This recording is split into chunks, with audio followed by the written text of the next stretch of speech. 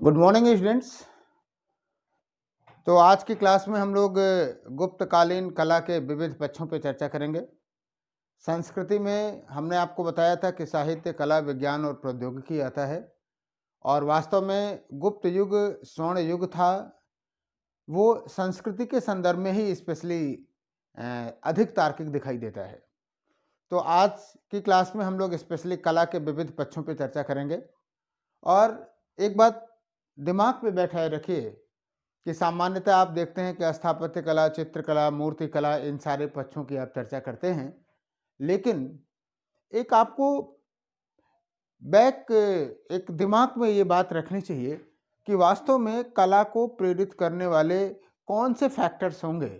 जब आप पृष्ठभूमि और बैकग्राउंड को ध्यान में रखते हैं तो आप विस्तृत समझ रखते हैं या अच्छी समझ रखते हैं और उसका प्रयोग आप क्वेश्चन आंसर राइटिंग में करेंगे।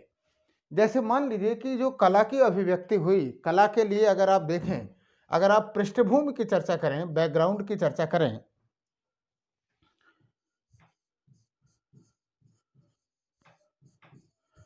तो एक लंबे समय तक आप देखेंगे कि उत्तर भारत में एक अस्थायित्व दिखाई देगा, स्टेबिलिटी दिखाई देगा, राजनीतिक अस्थायित्व है, पॉलिटिकल स्टेबिलिटी है।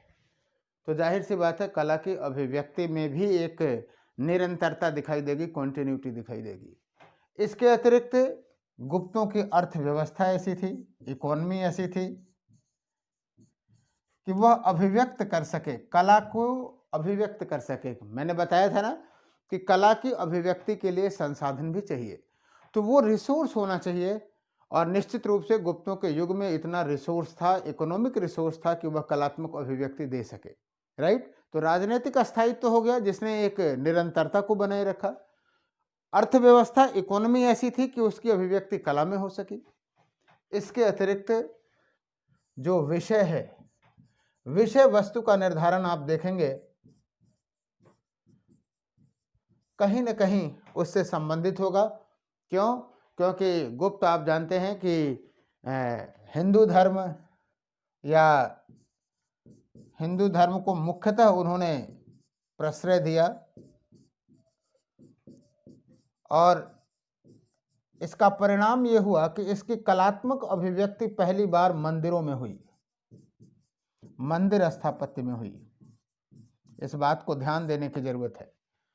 देवी देवताओं की बात तो हम इंडस वैली सिविलाइजेशन से कर रहे हैं, मूर्तियां भी इंडस वैली सिविलाइजेशन में बन गई, लेकिन एक सुगठित रूप से स्थापत्य की अभिव्यक्ति हुई मंदिर स्थापत्य में, वो देन गुप्तों की है। और उसका मुख्य विषय कहीं न कहीं यही था कि अस्थायित्व अर्थव्यवस्था के साथ साथ जो हिंदू धर्म की मान्यताएं थीं, उन देवताओं के लिए भी एक नवीन स्थापत्य जो है दिखाई देता है आपको। और वास्तव में यही जो मंदिर स्थापत्य की शैली आपको यहाँ दिखाई दी, वही आगे डेवलप हो जाएगी किसमें? नागर शैली में। नागर शैली में आप देखेंगे कि जो सामान्य अध्ययन का प्रश्न पत्र है उसमें भी कल्चर से बहुत सारे प्रश्न पूछे जाते हैं, तो इस दृष्टि से भी जानना जरूरी है। तो आपको तो डिटेल हमने आपको बताया कि जिसने ऑप्शनल हिस्ट्री पढ़ा, चाहे वो प्री हो, चाहे वो मेंस हो, चाहे जीएस के स्तर पे हो, चाहे नेट जीआरएफ हो, कहीं भी हो, तो उसकी स्थिति जो है वो क्या होनी चाहिए? बेहतर होनी चाहिए। बस शर्त यही है कि उसे व्यापकता और डेप्थ के साथ पढ़ा जाए, और हमने आपको हर चैप्टर में उतने ही डेप्थ के साथ पढ़ाया हुआ है। तो मंदिर स्थापत्य के साथ ही आपकी नागर शैली ये डेवलप हो जाएगी। इसके अतिरिक्त विषय वस्तु में एक और पॉइंट ध्यान देने की जरूरत है कि जो परंपरा से बौद्ध और जैन परंपराएं थीं, वो भी चलती रहीं, राइट। यानी यहाँ पर आपको स्तूप और विहार, ये सारी चीजें भी आपको दिखाई देंगी। श्योर। तो ये एक आपके पास बैकग्राउंड में दिमाग में रहना चाहिए, इसके पहले कि जब आप गुप्त युगीन कला की चर्चा करना शुरू करें। श्योर, दिमाग में बैठ गया। अब आइए हम लोग बात करते हैं कि गुप्तकालीन स्थापत्य को हम डिफरेंट भागों में बांटते हैं समझने के लिए, और फिर प्रश्न जहां से आएगा वहां से हम लोग देखेंगे कि जैसे मान लीजिए गुप्त युगीन कला है। इस गुप्त युगीन कला को हम अपनी सुविधा के दृष्टिकोण से, ये कोई वर्गीकरण नहीं है, ना वर्गीकरण आपको बनाना है कि आप लगे या वर्गीकरण बनाएं। इनको हम निम्नलिखित सेगमेंट में देखेंगे। एक तो पहली चीज तो हम देखेंगे कला एवं स्थापत्य, यानी आर्किटेक्ट के पॉइंट ऑफ व्यू से। स्थापत्य कला आप कह दीजिए तो ज़्यादा बढ़िया है। आर्किटेक्ट देखेंगे, स्थापत्य, और इसमें भी दो सेगमेंट हम कर लेते हैं। एक तो आप देखेंगे मंदिर स्थापत्य, एकदम नई चीज है मंदिर स्थापत्य। बहुत एक एक सेगमेंट को हम लोग काफी डिटेल करेंगे। और दूसरा स्तूप तथा गुहा, स्तूप और एवं गुहा स्थापत्य, आर्किटेक्ट से संबंधित हो गया ये। दूसरी चीज हम लोग देखेंगे मूर्ति कला, है ना, मूर्ति कला, स्टैचू आर्ट। आप देखें अभी कुषाण काल में आपने देखा है मूर्ति कला। और तीसरा हम देखेंगे चित्रकला, पेंटिंग। कहीं से कोई भी सवाल पूछे, आप एक एक किसी भी सेगमेंट से सवाल पूछा जा सकता है। अगर आप डिटेल पढ़े हुए हैं तो बहुत बेहतर ढंग से जानेंगे।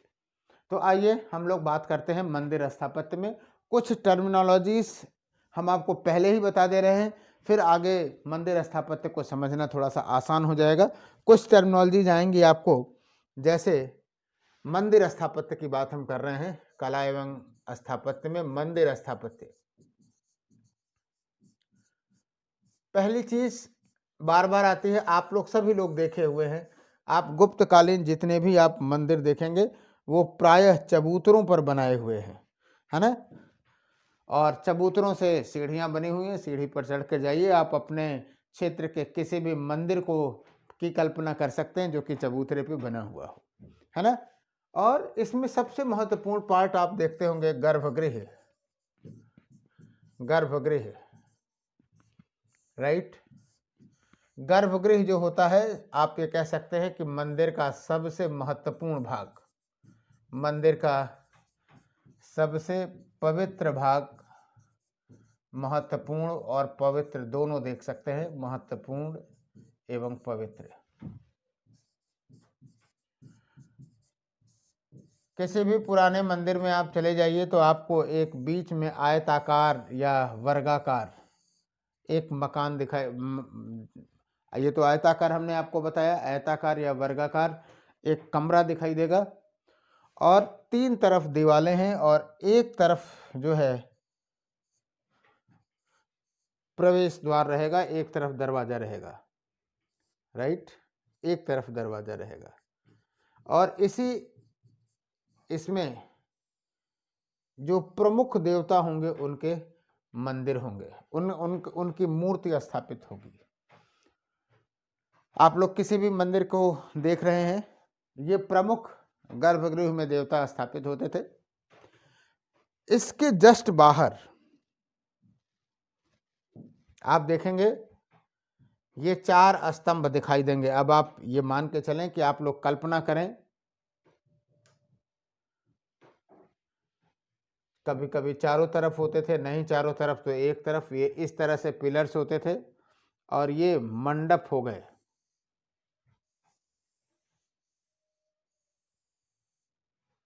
ये स्तंभ हो गए और ये मंडप हो गए। मंडप और ये स्तंभ, यानी आप मंडप को कह सकते हैं कि गर्भगृह के सामने का जो स्तंभ से घिरा छत रहेगी, इस पे भी स्तंभ से बना हुआ जो भाग है वो क्या है, मंडप है। और ये मंडप जो है स्तंभों पे काफ़ी आकृतियाँ बनी हुई हैं, इस पे इसके शीर्ष पे मूर्तियाँ भी स्थापित हैं। और फिर इसके चारों तरफ अगर आप देखें तो चारों तरफ आपको दिखाई देगा बरामदा,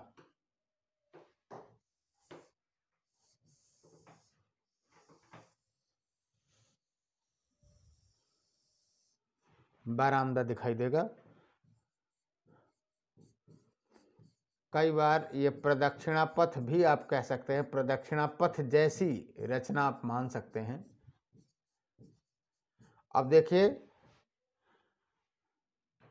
जो भक्तगण हैं यहाँ से एंट्री करेंगे, राइट, इस बरामदे से होते हुए, इस दरवाजे से होते हुए पहले वो इसकी पूजा करेंगे, और फिर स्तंभ से निकलने के बाद एक परंपरा हो गई है ये कि चारों तरफ इसकी परिक्रमा लगाएंगे। आप देखें तो इसकी परिक्रमा लगाते हुए आपको मिल जाएंगे। कई बार तो 2-3 परिक्रमा लगाते हैं, और किसी के प्रति क्या कहते हैं कि अवज्ञा या क्या कहते हैं कि कमेंट की बात नहीं, लेकिन कई बार क्या होता है कि मालूम हुआ कि घर के ही 2-4 लोग हैं, महिलाएं हैं, बात करते हुए यही भूल जाती हैं कि कितनी बार परिक्रमा लगाई, 3 बार की, 4 बार की, 5 बार, है ना। वो परिक्रमा लगाती हैं और फिर बाहर, आजकल तो हाईटेक मंदिर हो गए हैं, तो मालूम हुआ प्रवेश द्वार इधर है और निकलने का द्वार अलग से बना दिया, लेकिन जो पहले जो व्यवस्था थी वो इसी तरह से थी। और इसमें क्या हुआ कि छोटे छोटे आपको कई देवताओं के स्थान मिल जाएंगे। ध्यान से देखिएगा, चबूतरे पे, दीवार पे मूर्तियां बनाई गई, और हर पे आपको कोई न कोई पुजारी कहो मिल जाए। इसकी संख्या निश्चित नहीं थी, 2, 4, 8, 10, है ना। और वहाँ पे भी आप देखेंगे दान पात्र रखा रहता है, लोग उसकी बड़े श्रद्धा के साथ जो है शीश नवाते हैं। ये आपके एक सामान्य मंदिर स्थापत्य रहा है, राइट। देख लिया आपने यहाँ पे इसको। अब देखो, मैं आपको बताऊं, थोड़ी सी अभी व्याख्या नहीं कर रहा हूँ, अभी सामान्य सी बातें कर रहा हूँ, एक सामान्य संरचना की बात कर रहा हूँ, फिर मंदिर की विशेषताओं की चर्चा करूँगा, फिर हम इसकी व्याख्या करेंगे। लेकिन ये पहलू बहुत ही रोचक है और इंटरेस्टिंग है, सामान्यतः लोग नहीं समझते हैं, इसलिए आपको बता रहा हूँ कि जो ये मंदिर का ये जो रूप दिख रहा है, वो कहीं न कहीं तत्कालीन सामंतवाद या फेडरलिज्म का भी ये अभिव्यक्ति माना गया, है ना। यानी ये मुख्य देवता, ये गौण देवता, इनकी तुलना राजा को मान लीजिए, इनकी तुलना आप सामंतों से कर लीजिए, है ना। तो ये इसके अधीनस्थ हैं। आप ऐसा देख सकते हैं कि कई बार ये जो आपका भक्तगण जा रहा है यहाँ पे, इतनी जल्दी में रहता है कि इनको शीश नवाया और जल्दी से राउंड लिया और बाहर निकल आया।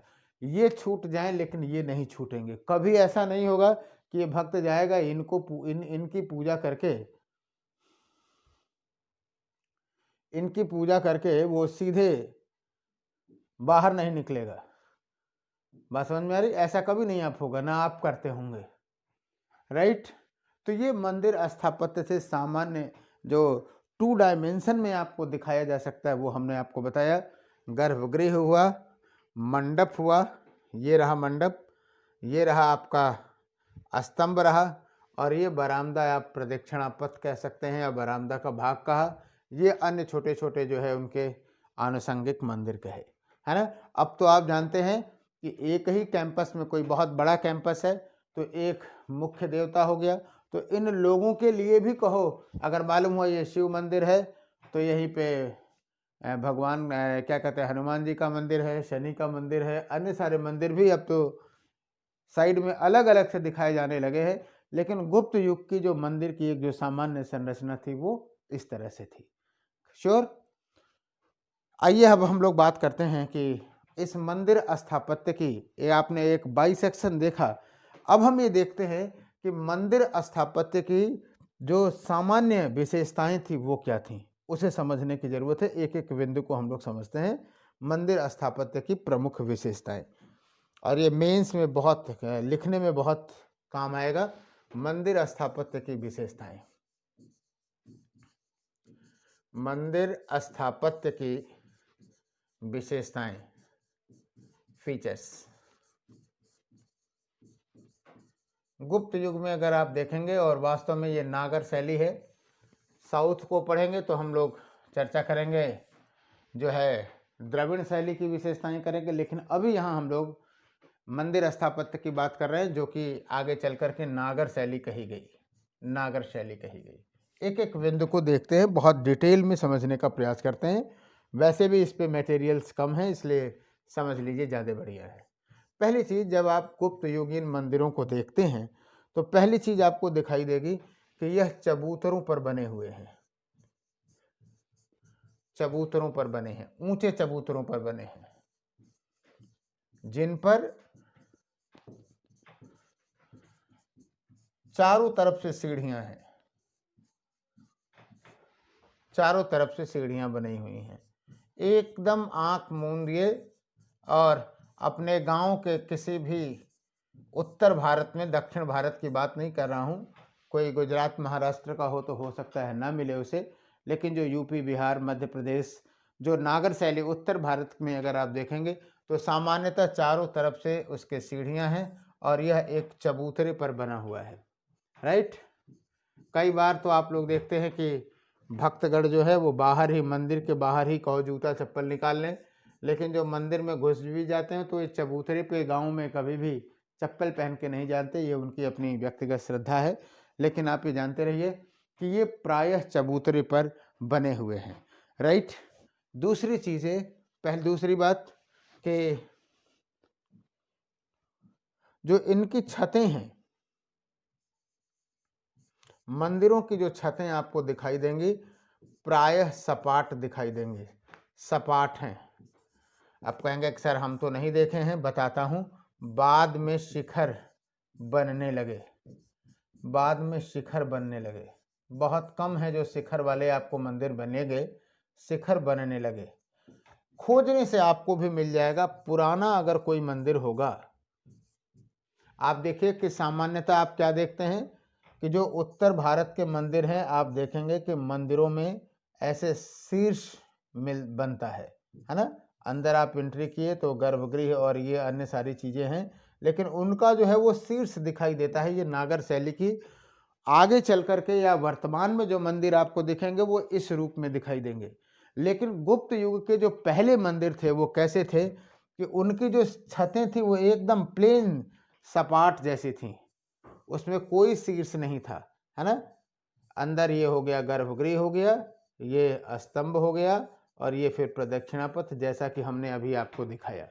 जैसे घरों के छत होते हैं उस तरह से है, लेकिन अगले चरण में ये शीर्ष बनने लगे। राइट। तो ये फर्स्ट फेज है, फर्स्ट फेज, और ये सेकंड फेज। और मेरा दावा है अगर आप लोग देख सकें अपने इर्द गिर्द में तो बताइएगा, जिसे मिल जाएगा वो एसएमएस करिएगा कि अपने क्षेत्र का वो कौन सा ऐसा मंदिर है जिसने देखा है और उसकी छत जो है वो सपाट है। और अगर छत सपाट है तो आप जानते रहिएगा कि वो काफ़ी पुराना मंदिर होगा, परंपरा से पता करिएगा, है ना। राइट। तो छतें इसकी सपाट हैं और बाद में इसमें शिखर बनने लगे। ये गुप्त युगीन मंदिरों की व्यवस्था की बात हम कर रहे हैं, है ना। और इसके बाद नेक्स्ट पॉइंट आप समझें, जो अभी हमने आपको बताया वो ये कि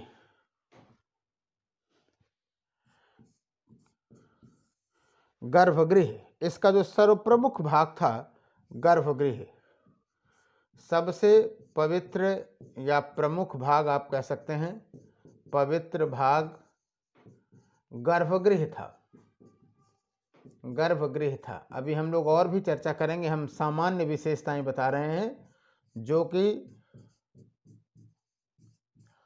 चौकोर, यानी आप कह सकते हैं कि आयताकार या वर्गाकार होता था, आयताकार या वर्गाकार होता था। और आप देखेंगे अगर क्षेत्रफल की दृष्टि से देखें वर्गाकार था। तो आपको एक बात और बताना चाहूँगा कि इसका जो क्षेत्रफल था, एरिया था, वो काफ़ी कम था। अगर आप पूरे मंदिर की तुलना की बात करेंगे तो ये अगर आप देखेंगे हार्डली 10x10 भी आपको नहीं मिलेगा, मुश्किल से 6 आप कह सकते हैं कि 8x8 या मैक्सिमम 8x10, एक छोटे की कोठरी जैसी रहती थी और उसमें जो पुजारी होता था वो रहता था, यानी वो माध्यम बनता था। वहाँ भी मध्यस्थ की भूमिका हो गई कि आप जाते थे, प्रसाद देते थे और उतनी जगह ही नहीं थी कि आप वहाँ अंदर जा सके, है ना। तो कहने का मतलब यह है कि एरिया काफ़ी छोटा था, लेकिन निश्चित रूप से यह सबसे पवित्र भाग माना जाता था और यहाँ पर मुख्य देवता की मूर्ति स्थापित होती थी। मुख्य देवता की मूर्ति स्थापित होती थी।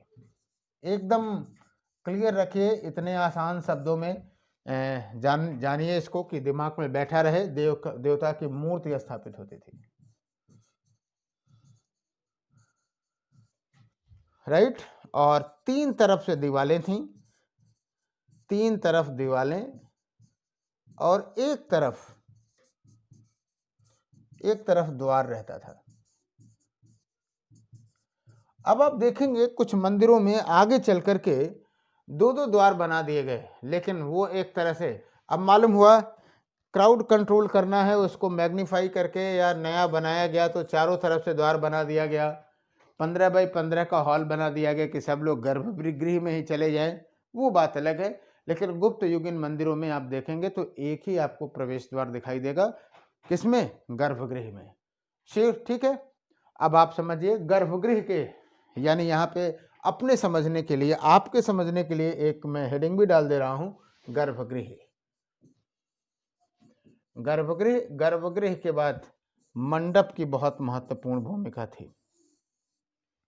ये क्या था कि गर्भगृह के सामने जब कहेंगे तो क्या हो जाएगा? दरवाजे के सामने, है ना। स्तंभों पर छत पड़ी रहती थी एकदम। अब इतने आसान शब्द में कैसे आपको लिखाया जाए, आप जाने, छत पड़ी रहती थी, जिसे मंडप कहा गया। जैसे शादी का मंडप आप समझ लीजिए, शादी का मंडप बनता है ऐसे छोटा सा मंडप, उसे मंडप कहा गया, है ना। स्तंभ अलंकृत होते थे। जाहिर सी बात है ये अलंकृत, अब देखो परंपरा तो आप देखो मौर्यों के समय से ही आपको दिखाई देती है, लेकिन यहाँ विषय वस्तु बदल गई। यहाँ बुद्ध और बोधिसत्व का अंकन नहीं होगा, बल्कि देवी देवताओं, मंगल कलश, पुष्प, उसका प्रतीक होगा, है ना। कुछ जो आपके पौराणिक साहित्य है, पौराणिक संदर्भ है, उसका भी अंकन होगा, लेकिन स्तंभों पे वो कम होगा, दीवालों पर अंकन किया जाएगा उसके, राइट। और ये भी जानते रहिए कि जिसे मंडप कहते थे, अपना समझ लीजिएगा, जो बोल रहे हैं, लिखना सब संभव नहीं है, अलंकृत होते थे। और कभी कभी चारों तरफ मंडप होते थे, यानी पृष्ठभाग में भी मंडप होते थे। क्लियर। और अगला जो नेक्स्ट पॉइंट है, मंदिर स्थापत्य की विशेषताओं में अगर आप देखेंगे तो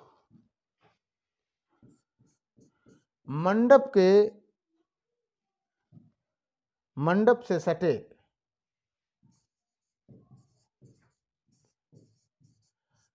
बरामदा होता था, और ये बरामदा आप देखेंगे कम से कम 25 से 30 फीट का होता था, और चारों तरफ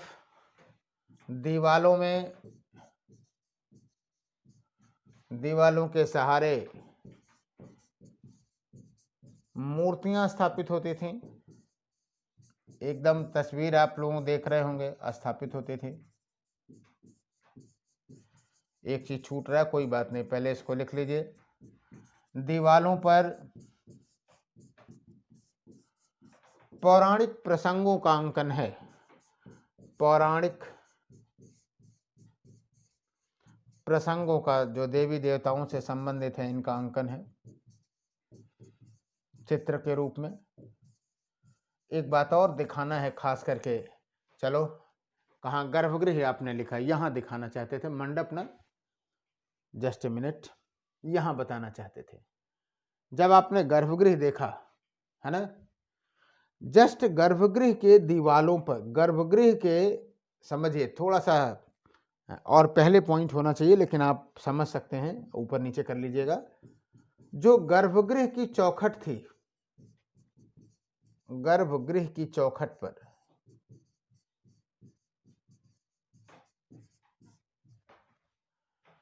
आप देखेंगे कि मकर वाहिनी गंगा, मकर वाहिनी गंगा और कूर्म वाहिनी यमुना, कूर्म वाहिनी यमुना का अंकन है, यमुना का अंकन है। और आपको बताऊं कि ये पहली बार गंगा और यमुना का अंकन आपको यहाँ दिखाई देगा, तो यह बिंदु जानना है और चौखटों पर ही आपको दिखाई देगा। नेक्स्ट पॉइंट की बात करें हम, तो हमने आपको बताया ही कि जो छतें थीं, मंडप हो गया, ये हो गया, ऊपर भी लिखे हैं लेकिन यहाँ फिर से लिख रहा हूं कि छतें सपाट होती थीं, लेकिन आगे चल करके ये क्या होने लगे, इसमें शीर्ष बनने लगे, इन पर बनने लगे, पताकाएं भी फहराई जाती थीं, पताकाएं या तोरण द्वार, पताकाएं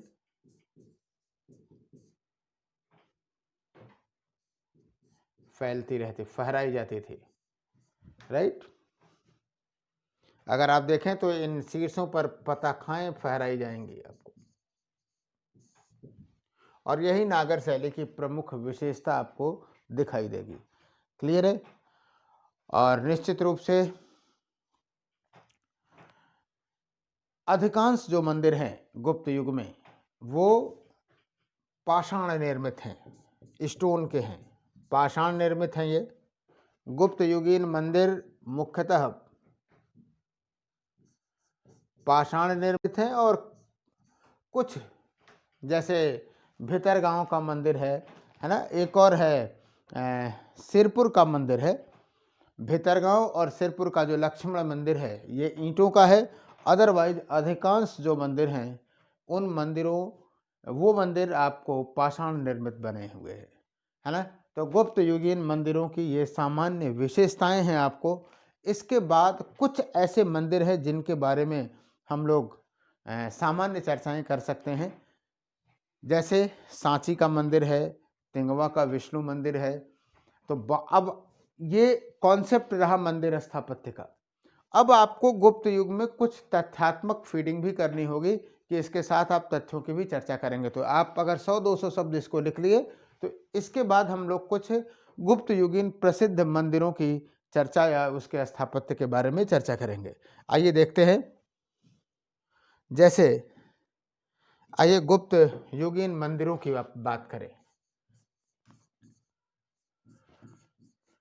अब आप देखिए, जो अभी तक हमने चर्चा किया वो पूरे मंदिर स्थापत्य का एक कॉन्सेप्ट है, एक खाका है, सेंट्रल आइडिया है कि जब भी आप गुप्त युगीन मंदिर देखेंगे तो वही चीज़ें आपको दिखाई देंगी।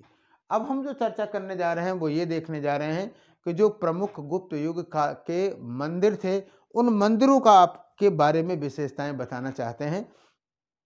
2-2 लाइन 4-4 लाइन ज़्यादा लिखने की ज़रूरत नहीं है, और कहीं भी ये लिखने की ज़रूरत नहीं है कि यह इतने फीट लंबा था, इतने फीट चौड़ा था।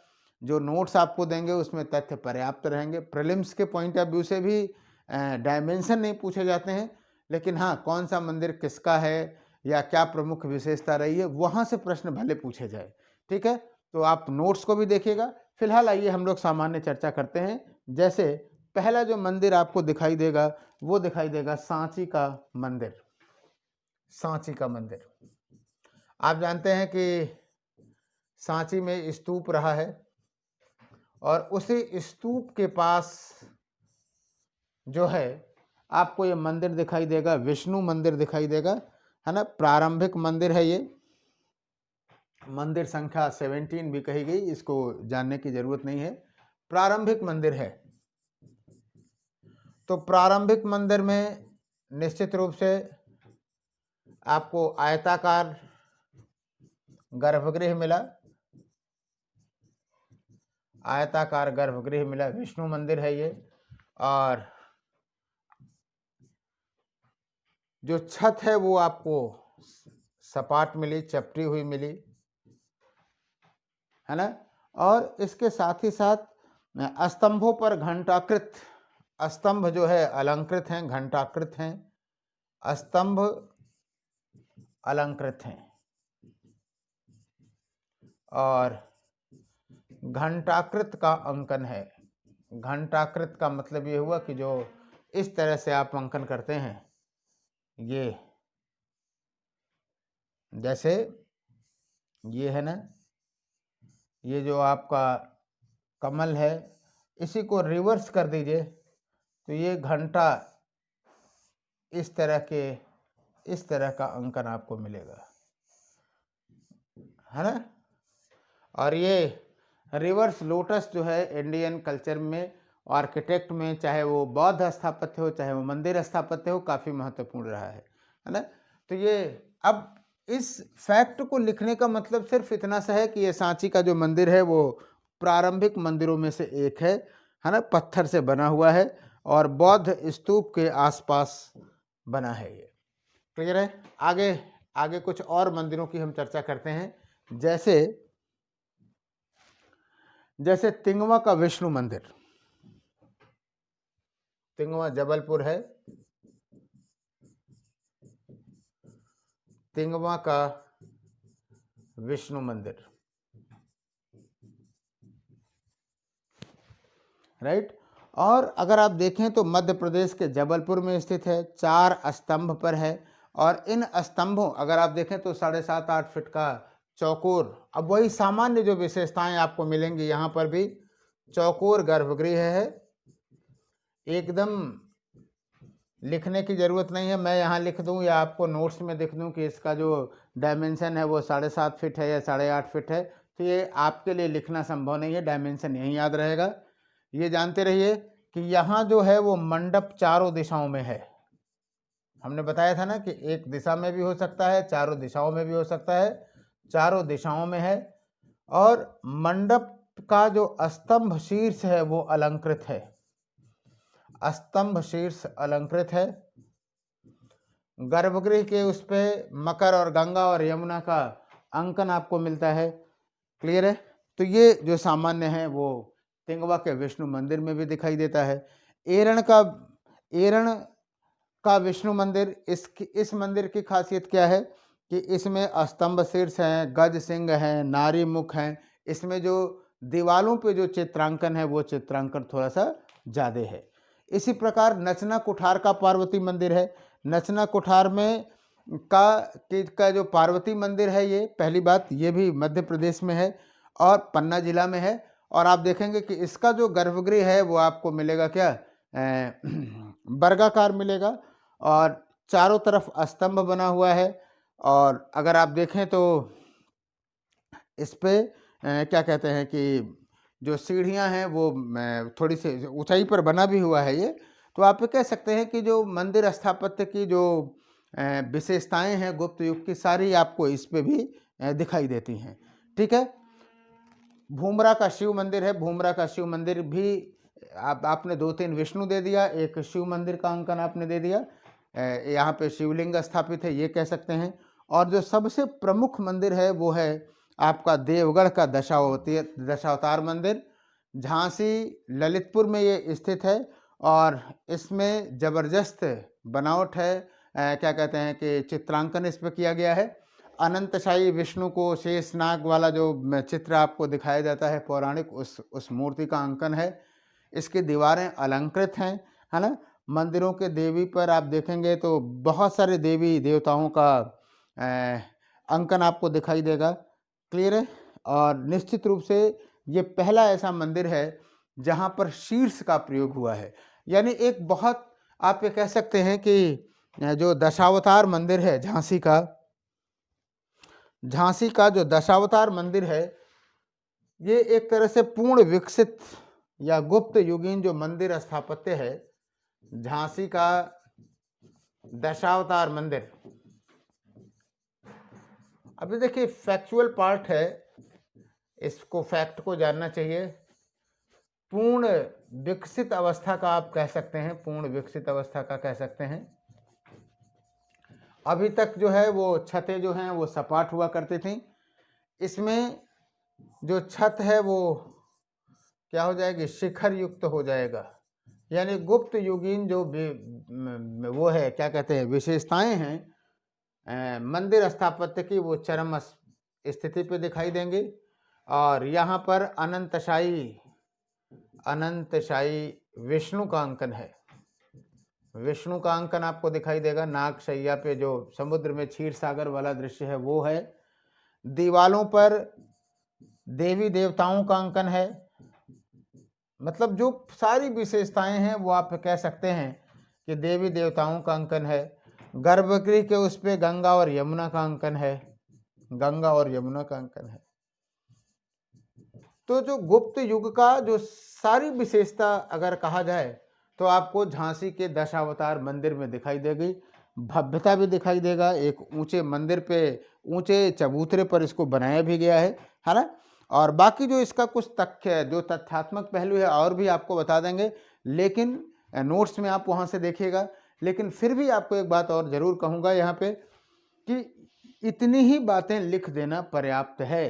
क्यों? क्योंकि एग्जामिनर जानता है कि जब आप परीक्षा देते हैं तो आपको डायमेंशन या एक एक तथ्य नहीं पता चलता है, लेकिन यह अपेक्षा जरूर करता है कि जब आप गुप्त युगीन मंदिर स्थापत्य की चर्चा करेंगे तो प्रारंभिक चर्चा या सामान्य चर्चा के बाद कम से कम जो दशावतार मंदिर है ना, वो उसकी विशेषताएं तो आप लिखेंगे ही लिखेंगे। और दशावतार मंदिर नाम से ही लग रहा है कि जो विष्णु के सारे अवतार हैं उन सारी चीज़ों का अंकन उसकी दीवालों पर रखा हुआ है। इसके बाद भीतरगांव का जो मंदिर है, भीतरगांव कानपुर का है मंदिर, है ना। और इसकी खासियत यह है कि ये ईंटों का बना हुआ है। यानी सामान्यतः जो गुप्त युगीन मंदिर हैं वो पाषाण के बने हैं, लेकिन जो भीतरगांव का जो मंदिर है वो ईंटे का बना हुआ है। लेकिन यह भी माना जाता है कि पूर्ण विकसित अवस्था का ही था, क्योंकि भीतरगांव में भी आपको शीर्ष दिखाई देता है, शीर्ष बना हुआ रहता है ना। तो ये सारे आपके रहे क्या कहते हैं कि कुछ स्थापत्य रहे जो कि मंदिर स्थापत्य से संबंधित रहा। क्लियर है? चलिए, तो कहने का मतलब हमारे ये है कि मंदिर स्थापत्य का विकास हुआ। सामान्य विशेषताओं के बाद अगर आप 1, 2, 3 मंदिरों की चर्चा कर देंगे तो आपका गुप्त युगीन मंदिर स्थापत्य से संबंधित जो प्रश्न है उन प्रश्नों को आराम से आप हल कर लेंगे। और आप जानते हैं कि जब हम लोग ये चैप्टर खत्म कर लेंगे तो उसके बाद इस पे आए हुए सारे सवालों को भी डिस्कस करेंगे, राइट। तो फिलहाल आइए हम लोग मंदिर स्थापत्य के बाद देखते हैं स्तूप और स्थापत्य की बात करते हैं कि स्तूप और गुहा स्थापत्य एवं गुहा स्थापत्य, यहाँ पे भी एक नई प्रवृत्ति दिखाई देगी। अभी तक जो हमने गुहा स्थापत्य देखा गुप्तों के पहले तक, वो मुख्यतः देखा आजीवकों के देखा, जैनों के देखा, बौद्धों को देखा। लेकिन यहाँ पर आप गुहा स्थापत्य में 2 देखेंगे, ब्राह्मणों का भी देखेंगे और बौद्धों का भी देखेंगे। तो ये परिवर्तन है, ध्यान देने की जरूरत है। तो आइए हम लोग पहले चर्चा कर लेते हैं गुहा स्तूप का। स्तूप में तो कोई खास नहीं है, लेकिन चलिए पहले जब बात गुहा की हो गई तो हम गुहा स्थापत्य की बात कर लें। गुहा स्थापत्य क्या है? आप जानते हैं कि गुहा स्थापत्य में यानी जो पत्थरों को या पहाड़ों को काट करके मंदिर बनाए गए, पहाड़ों को काट करके मंदिर बनाए गए। और इस चीज को आप जरूर जानते रहिए कि पहले जो थे वो स्पेशली आजीविकों के थे और बौद्धों के थे, लेकिन इस बार जो है आप देखेंगे कि ब्राह्मणों के लिए भी बनाए गए। तो ब्राह्मण के लिए आपको बताऊं, उदयगिरी, याद करिए हम बार बार कहते थे कि उदयगिरी और खंडगिरी जो आपको दिखाई देता है, उदयगिरी 2 है। एक तो उड़ीसा के पास है, वो जैन स्थापत्य से संबंधित है, और एक उदयगिरी है वो मध्य प्रदेश से संबंधित है, विदिशा के पास है ना। क्योंकि मैं एक बार एमपी में क्लास ले रहा था तो ऐसे ही कुछ बच्चों ने कहा कि अरे सर उदयगिरी तो हमारे यहाँ है। हमने कहा भाई आपके यहाँ भी है और वहाँ भी है। बहुत सारे रामपुर ऐसे आपको मिल जाएंगे कि हर प्रदेश में ही कहो मिल जाए, कम से कम उत्तर भारत में तो मिल ही जाएंगे, है ना। तो कहने का मतलब ये, रामगढ़ आप देख लीजिए, इतना फेमस रामगढ़ है, लेकिन आप देखेंगे तो इंडिया के नक्शे पे देखेंगे तो 2-3 रामगढ़ आपको दिखाई देगा। तो फिलहाल ये जो उदयगिरी की बात आपको बता रहे हैं, उदयगिरी की जो पहाड़ी है, उदयगिरी में विदिशा के पास है, मध्य प्रदेश, और यहाँ से आपको वैष्णव और शैव धर्म से, वैष्णव एवं शैव धर्म से संबंधित गुफाएं हैं। और ये जो गुफाएं हैं आप सीधे से समझिए, अभी आपने मंदिर स्थापत्य समझा, तो वैष्णव गुफाओं को काट करके मंदिर बनाया गया, ऐसे समझिए।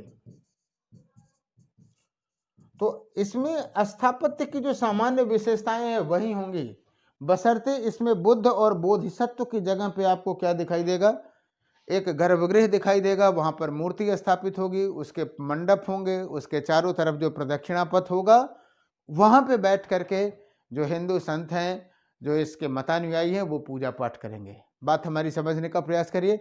ओपन में मंदिर न बनने की जगह पे एक गुफा को काटा गया और वहां पे मंदिर स्थापत्य की बातें रखी गई, है ना। और ये आपको मिलता है गुप्त युग में ही मिलता है, उदयगिरी से मिलता है, ठीक है। वैष्णव और शैव दोनों से ये मिलता है, क्लियर है। इसके बाद अगर आप देखें तो जो बौद्ध से संबंधित है गुहा स्थापत्य में, तो आप देखेंगे अजंता है ना, अजंता है, बाघ है,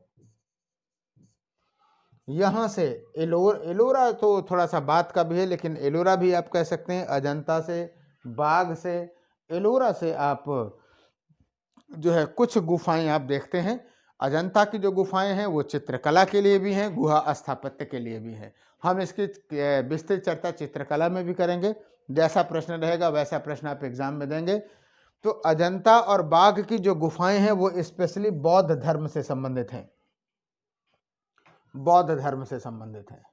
कुछ बातें आपको बता दे रहा हूं, आप लोग नोट कर लीजिएगा, बौद्ध धर्म से संबंधित है, राइट। और अजंता में जो प्रारंभिक काफी लंबे समय तक है, अजंता पे तो हम लोग विशेष चर्चा अलग से भी करेंगे, लेकिन यहाँ पे गुप्त साम्राज्य के संदर्भ में ही कर रहे हैं कि अजंता की जो गुफाएं हैं वो पहले से लेकर के कुषाण युग से लेकर के दूसरी तीसरी शताब्दी से लेकर के छठी सातवीं शताब्दी तक है। तो उसमें से कुछ पोर्शन ऐसा है जो कि गुप्त युग में पड़ता है ना।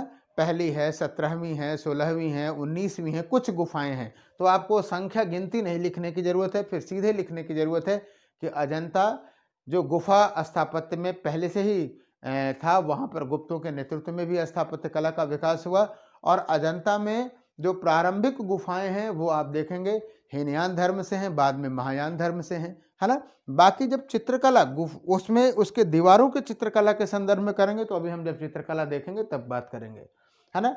उसी तरह से बाघ भी बौद्ध गुफाओं के लिए रहा। 9 गुफाएं थी स्पेशली, 2-3 गुफाएं बहुत ही फेमस है, 2 गुफाएं स्पेशली, एक पांडव गुफा और एक है रंग महल। याद रखना, अजंता में चित्रशाला एक बहुत फेमस है, बाघ में रंग महल है ना। तो ये फैक्चुअल पार्ट होगा, लेकिन समझना तो चाहिए ही। तो ये बौद्ध स्थापत्य के केंद्र रहे हैं, क्लियर है। तो अब आइए हम लोग देखते हैं स्तूपों की बात कर लें। हाँ, स्तूप में देखो कोई खास बहुत ज़्यादा डेवलपमेंट तो आपको नहीं दिखाई देता है। तो ये गुहा स्थापत्य की जगह पे हम लोग स्तूप की बात कर लें। माना ये जाता है, कुछ स्तूपों की हम चर्चा करेंगे, जैसे सारनाथ का धामेख स्तूप है। माना यह जाता है कि अंतिम रूप से ये धामेख स्तूप जो है वो गुप्तों ने बनवाया। धामेख स्तूप काफ़ी ऊंचा है, 128 फीट के आसपास इसकी ऊंचाई है। लेकिन बार बार हम कह रहे हैं कि ऊंचाई लिखना संभव नहीं है। और इसमें जो है इसका जो लता पत्रक है और जो ज्यामितीय आकृतियां हैं, हमने स्तूप में स्पेशली बताया हुआ है कि जैसे जब ये स्तूप होता है, ये बनता है ना, ये छत्रक बनता है, ये स्तंभ बनता है, याद आ रहा है ये सारी चीज़ें, ये स्तंभ बनता है। तो ये सब चीज़ें जो हैं काफ़ी कलाकृत वाली हैं। आपको बनाने की अपेक्षा आप कुछ नहीं कह सकते हैं, बस सीधे लिख सकते हैं कि सारनाथ का धामेख स्तूप गुप्तों के नेतृत्व में बनाया गया। इतना लिखने की अब जगह भी नहीं होती, 100-150 शब्दों में सारी चीज़ें आपको लिखनी रहती हैं, 200 शब्दों में लिखनी रहती हैं। इसी तरह से सिंध क्षेत्र में मीरपुर है, मीरपुर में आपको 3 चैत्य मिलेंगे। राजगृह में जरासंध की बैठक वो भी मानी जाती है गुप्तों के समय में ही बनवाई गई। और नरसिंह गुप्त बलादित्य के संदर्भ में ये माना जाता है कि उसने नालंदा में एक बौद्ध मंदिर बनवाया था। उसके साक्ष्य तो अब नहीं मिलते, वो बौद्ध मंदिर यानी स्तूप ही आप समझ सकते हैं कि बौद्ध मंदिर बनाया उसने। और वहाँ पे गर्भगृह में, हालांकि थोड़ा सा आपको लग रहा होगा कि सर बौद्ध मंदिर भी बनते हैं, जी हाँ, निश्चित रूप से जब इस तरह से धर्म सहिष्णु लोग रहेंगे और समाज में सभी धर्मों का सम्मान रहेगा तो लोग एक दूसरे से प्रेरित होकर के, मोटिवेट होकर के बनाएंगे। और निश्चित रूप से बौद्धों ने भी मंदिर बनवाए, खास करके महायान शाखा में। ये अफसोसजनक बात है कि वो मंदिर स्थापत्य मिलता नहीं है, लेकिन गर्भगृह में जो भूमि स्पर्श मुद्रा है, भूमि स्पर्श मुद्रा में दिखाया ना विभिन्न मुद्राओं में, जब वो भूमि स्पर्श मुद्रा यानी जब वो धर्म वो क्या करते हैं, महाभिनिष्क्रमण के समय जाते समय अंत में बुद्ध ने जो है वो स्पर्श किया है, तो वही भूमि स्पर्श मुद्रा है, उसका अंकन आपको यहाँ पे दिखाई देता है। तो ये हो गया आपका स्तूप और स्थापत्य कला। अब आप सोचिए कि अगर एक बार गुप्त कला आ गया तो इतने चीज़ों को आप क्या लिख सकते हैं, केवल सेंट्रल आइडिया लिख सकते हैं और एक आध के नाम लिख सकते हैं। लेकिन हमने विस्तार से चर्चा इसलिए किया कि कहीं ऐसा ही पूछ दिया जाए कि स्तूप और गुहा स्थापत्य पे चर्चा करें तो भी आप 200 शब्द लिख लें, मंदिर स्थापत्य पे लिखना चाहें तो भी आप लिख सकें, है ना, मूर्ति कला पे चाहें तो भी 200 शब्द लिख सकें। तो ये काफ़ी डिटेल्ड है। और वैसे भी गुप्तों का जो गुप्तों की पहचान है इसी कलात्मक पहचान की वजह से है, इसलिए थोड़ा जानना तो बनता ही बनता है, राइट। अब आइए हम लोग बात करते हैं, मूर्ति कला की बात करते हैं। गुप्तों के संदर्भ में मूर्ति कला का विकास, यानी मूर्ति कला स्टैचू आर्ट की बात करें, मूर्ति कला स्टैचू की बात करें। याद करो, अगर हम मौर्योत्तर काल की बात कर रहे हो, याद आ रहा होगा हमने चर्चा किया है, काफ़ी विशद चर्चा किया है। और वो ये चर्चा है कि जब आप मूर्ति कला को देखते हो, स्टैचू आर्ट को देखते हो, तो पहले से ही गांधार और मथुरा कला की विशेष गांधार और मथुरा कला चल रही थी, याद आ रहा है, मौर्योत्तर काल में। और गांधार कला अंतर्राष्ट्रीय कला थी, यूनानी कला का उस पर प्रभाव था, सूक्ष्म से सूक्ष्मतम अंकन था। वहीं मथुरा कला आध्यात्मिक कला थी। निश्चित रूप से जब हम गुप्तों के नेतृत्व में मूर्ति कला को देखते हैं तो निश्चित रूप से गांधार और मथुरा कला दोनों का समन्वय पाते हैं। ये बहुत बड़ी बात है, इसको हम एक बार फिर से समझाने का प्रयास करते हैं। जब आप जो विद्यार्थी इसको देख रहे हैं, सोच रहा हूँ मैं इस क्लास को भी पब्लिक कर दूँ, जैसे सभी लोग जाने समझें, अधिक से अधिक लोग जान सकें इसको। तो फिलहाल मैं बताता हूँ कि जो गांधार कला थी, गांधार कला मशीनीकृत कला थी। एक से एक सूक्ष्म से सूक्ष्मतम चीज़ों को यांत्रिक बना दिया गया। और कई बार जब चीज़ें आप इतनी यांत्रिक बना देते हैं ना, मैकेनिकल बना देते हैं, तो देखने ही से लगता है अरे छोड़ो जाने दो, मतलब केवल बस मशीन का इसमें दिखता है। और जो मथुरा कला है वो टोटली स्पिरिचुअल है, उसको देखेंगे तो एक आपको अलग से आध्यात्मिक आनंद दिखेगा, महसूस होगा, फील होगा। और वहाँ पे मथुरा कला भारतीय कला थी, वो जाहिर सी बात है आध्यात्मिकता से ओतप्रोत हुई थी। हमने कुछ और कला सेंटरों की बात कही थी कि अमरावती में हुआ, सारनाथ में हुआ, कौशाम्बी में हुआ, है ना, लेकिन वो कला की जो ब्रांच है वो बहुत ज़्यादा विकसित नहीं हो पाई, है ना। लेकिन जब गुप्तों के समय में आया तो गुप्तों ने मथुरा कला के भी विषय को लिया और गांधार कला के भी विषय को लिया। लेकिन आप जानते हो कि मूल रूप से जो कलाएं हैं, वो मूल रूप से जो कला है वो क्या है, भारतीय जो संस्कृति की पहचान है आध्यात्मिकता में है। तो उन्होंने गांधार कला के मशीनीकरण को तो लिया, लेकिन साथ ही साथ अपनी आध्यात्मिकता को भी बनाए रखा। और इससे एक नई जो पहचान डेवलप हुई वो गुप्त कला के रूप में दिखाई देती है आपको, राइट। एक और बात कहूँगा कि जो गुप्त युगीन मूर्ति कलाओं में हमने हमेशा से इस बात को कहा कि कला की जो अभिव्यक्ति होती है तत्कालीन पृष्ठभूमि से भी प्रभावित होती है। और आप जानते हैं कि गुप्तों ने क्या किया था, गुप्तों के नेतृत्व में अगर आप देखेंगे तो क्या कहते हैं कि वैष्णव धर्म को और हिंदू धर्म को प्रश्रय दिया गया, तो जाहिर सी बात है उसका इम्पैक्ट कला पे भी दिखाई दिया। स्थापत्य में आपको दिखाई दिया, किसमें, मंदिर में दिखाई दिया। गुहा स्थापत्य जो हमेशा आजीवक बौद्धों से संबंधित था उसमें भी आपको दिखाई दिया, और मूर्ति कला में भी दिखाई देगा। और वो मूर्ति कला में ये दिखाई देगा कि जो विभिन्न देवी देवताओं हैं उनकी भी मूर्तियों का अंकन हुआ। तो आइए हम लोग पहली बात तो यही लिखेंगे कि जो गुप्तों के नेतृत्व में, पहली बात कॉन्सेप्चुअल बात ये करेंगे कि वो कि गांधार और मथुरा कला, गांधार और मथुरा कला का समन्वय किया गया, और निश्चित रूप से यह जो समन्वय है वो क्या हुआ, अंतिम रूप से आध्यात्मिकता में उसको दिखाई देता है ना। तो इस समन्वय से एक नई पहचान बनी। दूसरी चीज, इस जो गुप्त काल में मूर्ति कला हुआ उसमें हिंदू देवी देवताओं जैसे विष्णु, शिव का तो लिंग में भी बनता है, मानवीय रूप में भी मिलता है, दोनों रूप में है। आप चाहे तो लिख भी दो, लिंग और मानवीय रूप, मानव रूप, जो कैलेंडर्स में नहीं देखते हैं आप, और मंदिरों में शिवलिंग की पूजा आप करते ही करते हैं। तो विष्णु, शिव, स्कंद, और आप जानते हो कि यहाँ हम कम नहीं पढ़ने वाले, देवताओं की संख्या बहुत है हमारे यहाँ, कार्तिकेय, सूर्य, है ना। इन लोगों की भी बृहस्पति आदि की मूर्तियां बनी, शनि की,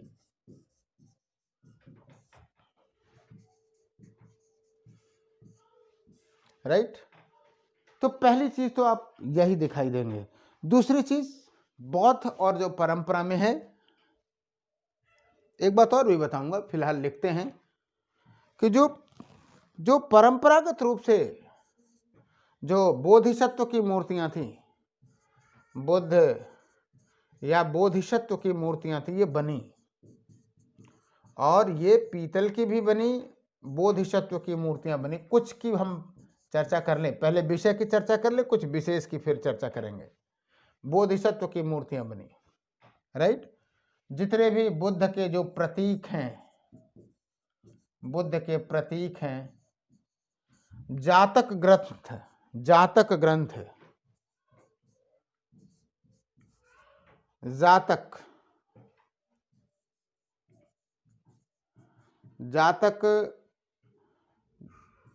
ग्रंथ या कथाओं में, जातक कथाएं लिख दिया तो ठीक है, जातक ग्रंथ में कथाओं का जो अंकन है वो है, धर्मचक्र प्रवर्तन है, विभिन्न मुद्राएं हैं, यानी बौद्ध धर्म से जुड़े हुए जितने भी पहलू हैं वो सब आपको इन मूर्तियों में दिखाई देंगे, है ना।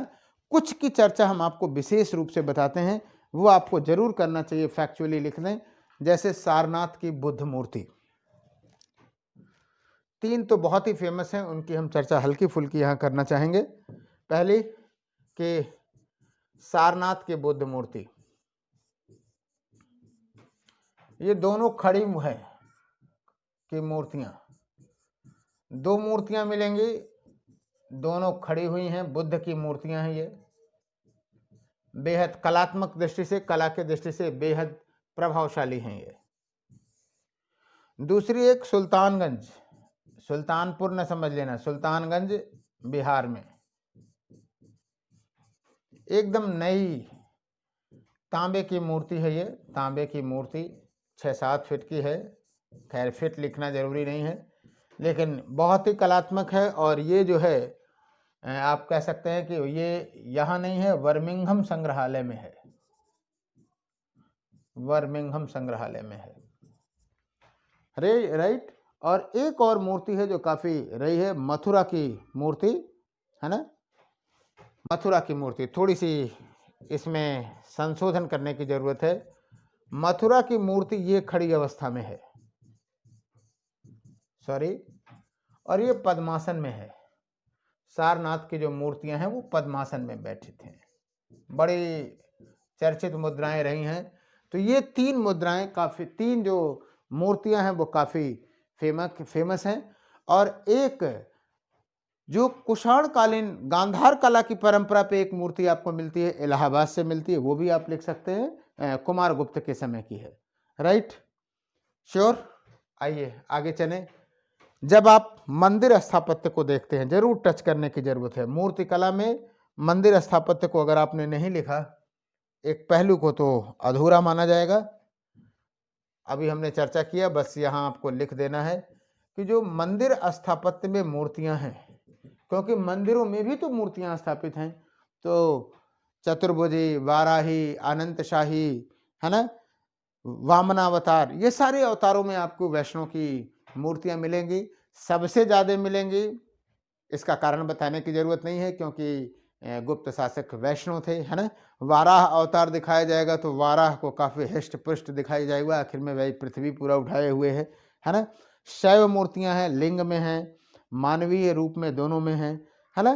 तो कहने का मतलब ये है कि इन सारी मूर्तियों का जो अंकन हुआ है वो एकदम क्या कहते हैं कि गुप्तकालीन मूर्तिकला को एक विशिष्ट कला विधि में आप देखेंगे तो एक विशिष्ट पहचान स्थापित करता है, राइट। इसके अतिरिक्त कुछ मृण मूर्तियां भी मिली हैं, और आप जानते हैं मृण मूर्तियां या टेराकोटा की जो मूर्तियां हैं वो संसाधन की दृष्टि से बहुत स्ट्रांग या समृद्ध तो नहीं है, लेकिन इतना जरूर कह सकते हैं कि लोक कला का प्रतिनिधित्व करती हैं। भीटा में, कौशाम्बी में, श्रावस्ती में, विभिन्न स्थानों पर मिट्टी की मूर्तियां मिलती हैं और ये लोक कला का प्रतिनिधित्व करती हैं, और इसका भी विषय वस्तु वही है। यानी जो मूर्तिकला, पाषाण काल की मूर्तिकला, जो अभी हमने जितनी मूर्तिकला के विषय वस्तु बताए वही हैं, साथ ही साथ इसमें कुछ लौकिक चीजें हैं, खिलौने हैं, उन चीजों का भी अंकन आपको मिलता है, राइट। तो आपने देखा कि किस तरह से विभिन्न सेक्शन में, विभिन्न क्षेत्रों में कला का विकास हुआ। थोड़ी सी चर्चा हम लोग चित्रकला की भी बात करेंगे। आप चाहें तो इसको गुहा स्थापत्य के साथ वहां भी डिस्कस कर सकते हैं, है ना, और चाहें तो अलग से भी कर सकते हैं। तो खास करके जो अजंता के जो चित्र हैं और बाघ की जो चित्र हैं, वो चित्र गुप्त युग में जो दीवालों की चित्रकला का एक अच्छा प्रतिनिधित्व करते हैं। और उसमें अजंता में अगर आप देखें तो दो तीन पहलू आपको स्पेशली जानने की जरूरत है। पहली चीज तो अलंकरण, चित्रण एवं वर्णन, ये तीन पहलू हैं। जब आप किसी भी चित्र को देखेंगे ना तो एक विस्तृत योजना में बनाया हुआ लगता है। अभी हम आपको एक आध उदाहरण बताते हैं, चित्रकला उतना ही लिखना पर्याप्त है। जैसे मालूम हुआ कि एक एक चित्र है, बड़ा फेमस है, उसी की हम लोग चर्चा कर लेते हैं। जैसे 16वीं गुफा है, उसमें मरणासन्न राजकुमारी को दिखाया गया है। राजकुमारी एकदम मरणासन्न है, चित्र से लगता है कि बड़े वियोग में है और बस अब मरने ही वाली है, प्राण इसका जाने वाला है। अब ऐसी अगर राजकुमारी है और प्राण जाने वाला है तो जाहिर सी बात है उसके अगल बगल लोग एकदम किन मुद्राओं में खड़े होंगे आप समझ सकते हैं, और उन समस्त मुद्राओं का अंकन उस चित्रकला में आपको दिखाई देता है, राइट। और माना यह जाता है कि जो बुद्ध के चचेरे भाई थे नंद, नंद को जब बुद्ध ने बौद्ध धर्म में दीक्षित किया तो उस समय का यह दृश्य है, वो राजकुमारी उसकी पत्नी है, ऐसी कल्पना की गई है ना। इसी प्रकार जो 17वीं गुफा आप देखेंगे वो उसको चित्रशाला कहते हैं। कई सारे चित्र समूह उसमें बनाए गए हैं, और वो चित्र समूह बहुत सारे लोग इसको बोरोबदूर के स्तूप से भी संबंधित मानते हैं। कुछ बौद्ध ग्रंथों से संबंधित एक जो चित्र योजना है उस विषय को बना करके रंगा गया है, चित्र दिया गया है, और निश्चित रूप से आप ये कह सकते हैं कि सर जो गुफा चित्रकारी है वो एक तरह से अपने एक मानक स्तर पर पहुंच चुकी थी, राइट। इसलिए ठीक है। और निश्चित रूप से जब हम लोग इस बिंदु के संदर्भ में देखते हैं, साहित्य के संदर्भ में हमने पहले ही चर्चा किया हुआ है। कला आपने देखा, विज्ञान और प्रौद्योगिकी को भी मैंने साहित्य के संदर्भ में ही देख लिया था, तथ्यात्मक ज़्यादा था तो उनकी चर्चा कर लिया था। और वास्तव में जब हम गुप्तों को साहित्य, कला, विज्ञान और प्रौद्योगिकी की दृष्टि से समवेत रूप से देखते हैं, होलिस्टिक रूप से देखते हैं, तो निश्चित रूप से यह कह सकते हैं कि कला के विविध क्षेत्रों में उतना विकास कभी भी नहीं हुआ जितना कि गुप्त युग में हुआ। और इसीलिए हम लोग गुप्त युग को स्वर्ण युग का हकदार कहते हैं, या इसी संदर्भ में हम गुप्त युग को स्वर्ण युग भी कहते हैं, राइट। तो हम उम्मीद करें आप लोगों से कि आप लोग साहित्य, कला, विज्ञान और प्रौद्योगिकी को बहुत विस्तृत ढंग से पढ़े होंगे, है ना? आजकल का जो ट्रेंड है वो यही है कि तथ्यात्मक रूप से जान लेते हैं आप लोगों भी। यही आसान रहता है कि आपने किसी भी किताब को पढ़ा और पीटी में हल कर लिया, लेकिन वास्तव में मंदिर स्थापत्य पे बड़े डिटेल क्वेश्चन पूछे जा रहे हैं। जीएस में भी ऑप्शनल की तो बात ही छोड़ दीजिए। तो अगर आप इस संदर्भ और व्यापकता से देखेंगे तो आसानी से हल कर सकेंगे, और जो तथ्यात्मक सपोर्ट है उसको भी हटने की ज़रूरत नहीं है। कॉन्सेप्ट पे आप यहाँ देखिए, जब हमारा नोट्स आप तक पहुँचेगा तो आप लोगों को फिर किसी भी चीज़ की आवश्यकता नहीं होगी। राइट? तो बहुत बहुत धन्यवाद। Thank you.